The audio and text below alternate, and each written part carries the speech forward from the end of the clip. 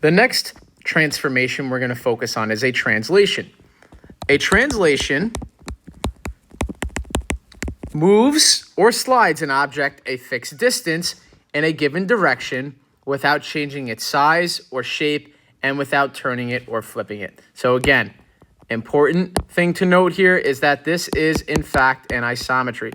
So let's take a look here. So here's my pre-image. The transformation is a slide. All I did was move it somewhere else. And that's my A prime, B prime, C prime, which is pretty straightforward. So translations may be described by their movement, such as 5 units to the right, 2 units down. So this is when we're doing this in the coordinate plane. Now, here's an example. Let's say I start out with this triangle ABC here. Here are the coordinates. -4, 4, -2, 2, and -4, -1. Now, if I want to know what this translation was, take a look. All I did was move it over 6 x values to the right. The y's did not change. So I moved it over 1, 2, 3, 4, 5, 6. And that's the same for all of these points if we follow their path. It moved over 6 boxes. The y values did not change. So to describe this translation, we added 6 to the x values and did not change the y. Same goes for here, just a little bit different. So we went from the original A, B, C, D to A prime, B prime, C prime, D prime. Now this one, we changed the y values and the x values. So let's look at letter A, for example. So to get to letter A, we went over 1, 2, 3, 4, 5, 6, and then we went up 1, 2, 3. So let's look at how the values of the coordinates changed. We subtracted 6 from the x, so 2 minus 6 would give me the -4, and then we added 3 to the y value. So -2 plus 3 gives you 1. And now this is the same for all points. This translation applies to every point of this trapezoid. So please realize that if we do this to a whole shape, every coordinate is going to transfer with it. So translations slide the figure. Now, we denote with a capital T. So to translate something, you'll see capital T followed by the direction we are moving with X and Y as a subscript. So for example, based off of this one here, we moved 6 units to the left, so that was our X movement, and then we moved 3 units with our Y, and you'll see it in these inequality looking brackets. So that's how we would denote a translation. Now if we move on to the next page, let's practice writing that in vector notation. So let's say we went from this point to this point. So this point to this point. We had a shift over to the right, 3, and up 1. So the way we would denote this is 3, 1. This one, we went over 1, 2, 3, down 2. So we went -3, -2 for the y. And again, x values first, y values second. For this one, all we had was a shift to the left of 2 boxes, or 2 points. Let's get back to that. My apologies. We only shifted over 2 for the x and 0 for the y, right? Just because we moved horizontally. So let's take a look at example 4. Now I have the pre-image and the image. Now I have to come up with the rule that got me there. So if we look at the x values of A and A prime, I went from 1 to -6. How could we set up algebraically to solve? So 1 plus some number got me to -6. I subtract the 1. That means I subtracted by -7. So my rule would be x minus 7. Let's do the same thing for the y's now. I went from 2 to 5 somehow. So I have to do 2 plus something gave me 5. And when I solve, I got that letter or that number that I got was x plus 3, right? So let's look back through this. 1 minus 7 gets me negative 6. 2 plus 3, there should be a y here for our y coordinate, gets us to 5. So let's try the next one. So for the next one, we went from negative 2 to 1. So negative 2 plus some number x gave me 1. So that would be x plus 3 for my first coordinate. Now for the y's, I went from 10 to 5. So 10 plus some number y got me to 5. That means I subtracted by 5.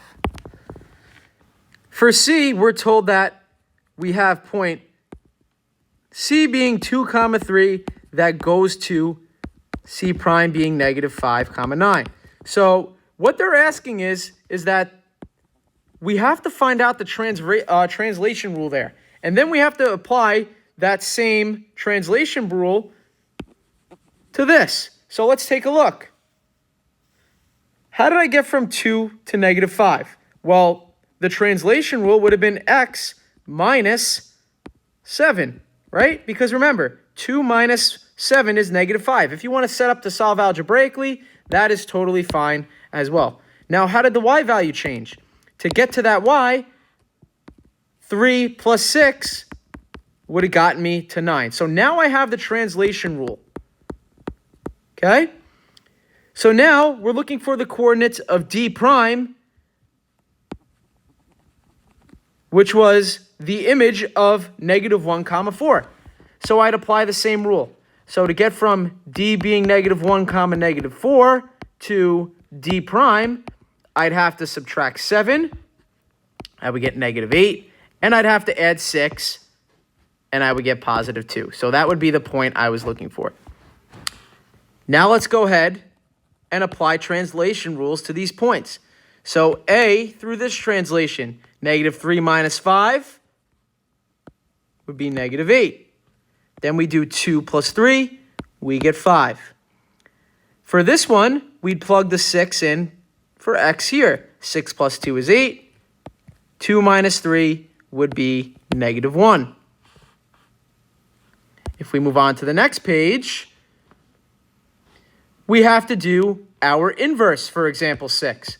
Example 6, we go ahead and we do the inverse operations. So to get back to the original point, we'd have to do x plus 2, y minus 9.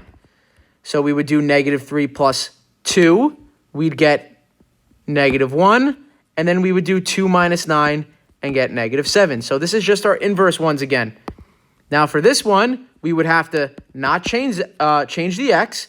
So that stays the same as negative 3. There's no inverse to that. And then do y plus 4.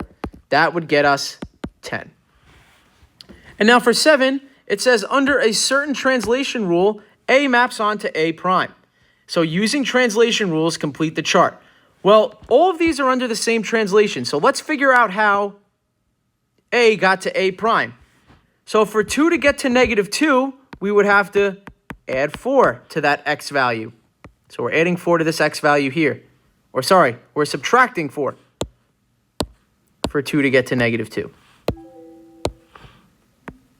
And then for 5 to get to 9, we'd have to do y plus 4. So now, let's work with c now. We're applying it under the same rule. We'll do negative 1 minus 4, and we get negative 5. And then the y value, we're going to do 3 plus 4 and get 7. And then for b, we're doing the inverse because we're going from b prime, the image, to the pre-image b. So for this, we would do x plus 4, y minus 4. So if we did x plus 4, we would get 0 plus 4, which is 4. And then for 6, we'd plug that in and get 10. We are now on to example number 8. So we see this square here, RST, and this looks like an O there. So RSTO. We are told to translate the figure by -3, -2. And again, this is vector notation. So we're moving it 3 units to the left and 2 units down. So here's our vertices that we are moving. So let's go ahead and do that. So if I start with point O, I would go over 3, down 2. There's my new O prime. Same thing goes for T. I go 3 to the left, 2 down. There is my T prime. For S, 3 to the left, 2 down. There is my new S prime. And then for R, 3 to the left, 2 units down. And that is my R prime. So if I connect all of those, that would be my square translated by that vector -3, -2. If I look at example 9, I am given triangle RST, which I have drawn on the coordinate plane.